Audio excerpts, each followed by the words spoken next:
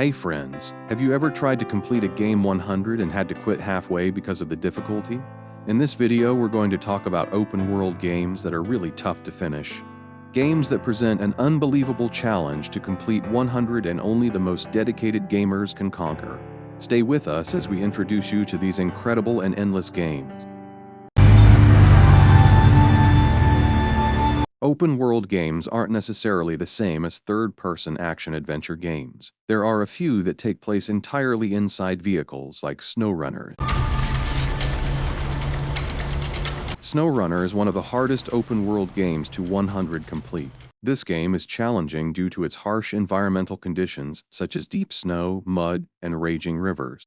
Its long and complex missions require a lot of strategy and patience. The player earns cash with each successfully completed contract, which is enough to upgrade their vehicles, or buy new vehicles better suited for certain jobs in SnowRunner. Some of the contracts are quite straightforward, but the hardest ones require nerves and luck, as well as decent vehicles. Even the best routes will require the player to power through raging torrents, frozen lakes, and thick snowdrifts. Our noble realm. The Assassin's Creed series has become one of the biggest names in the genre, though not necessarily the most testing in difficulty. Not that they don't have their challenging fights, bosses, or missions, as players who took on Leonardo's machines in ACK Brotherhood may recall, but they tend to be more infamous for testing players' patience with their collectible hunts across their vast maps.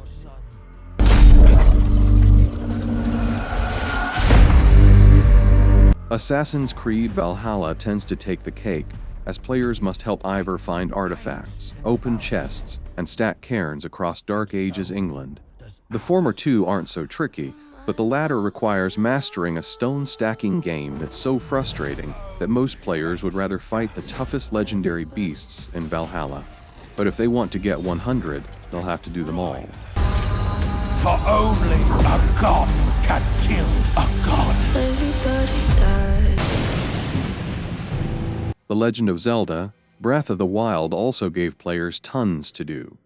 Finding every ingredient to cook every dish alone requires scouring every nook and cranny of Hyrule and fighting its different enemies if players need some meat.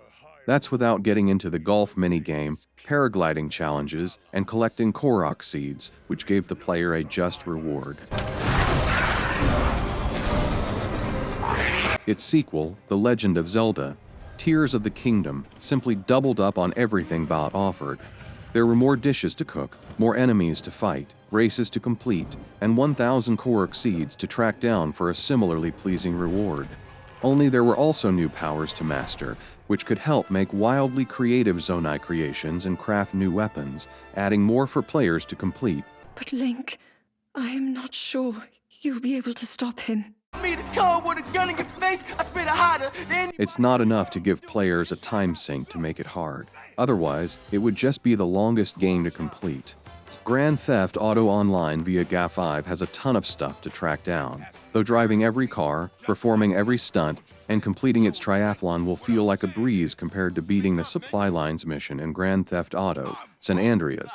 I'm tired of your fucking little job. The original Peace 2 release suffered from a glitch that caused the RC plane's fuel supply to run out sooner than it should have. This got fixed for the game's other ports, but that didn't make its controls any easier. Completing the gold challenges for the proper planes, cars, and bikes wasn't a cakewalk either. Compared to completing driving flying school, stealing territory from rival gangs might as well be a game of tiddlywinks. When I say just business, I mean that I love. What the fuck?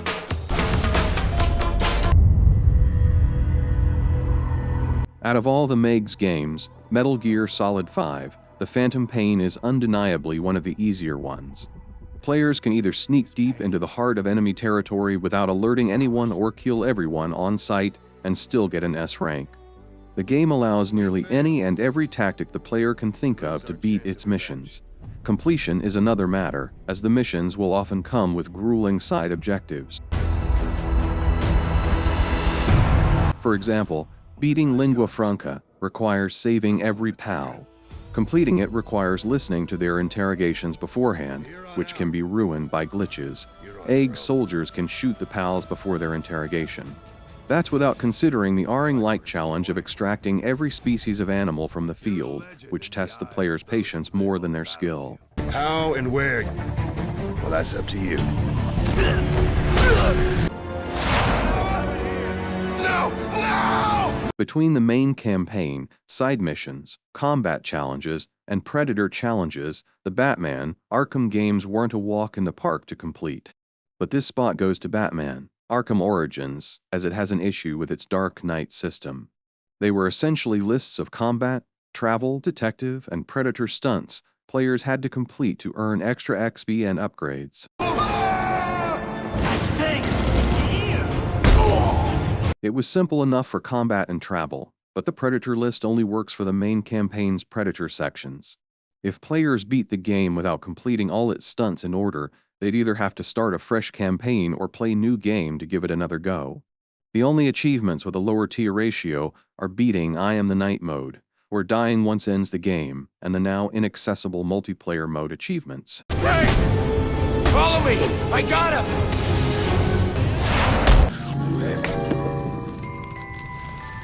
Dead Rising's open world is limited to the Williamette Parkview Mall, though it was still a broad place with a lot to do. If it were just a sandbox where players could race through hordes of zombies with makeshift weapons and some life-saving orange juice on standby, it would have been a fun but brief affair. The challenge comes from protecting its dim-witted NPCs while escorting them from one location to another. I sprang from my post to see what was the matter. Not only that, but many of its missions are on a timed basis. If hero Frank West isn't at the right place at the right time, and often after having completed some key objectives beforehand, the player will be locked out of the game's best endings. That's fine enough if they're aiming for endings BF, but getting ending A, overtime mode, and then ending S requires much more care. You son of a bitch! You all look so hungry! Here, snack on this!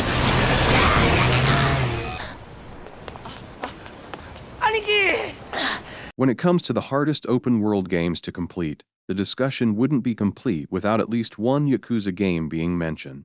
Alongside beating the story missions, sub-stories, ultimate matches, etc., they require players to become decent mahjong and shogi players, keen gamblers at both Western and Eastern card and dice games, expert arcade gamers, unequal underground fighters, and more.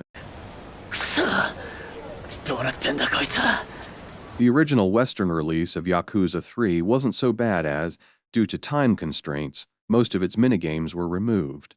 Now, thanks to the remastered edition, completing the game now requires beating those re-established minigames from their easiest bouts to the hardest challenges.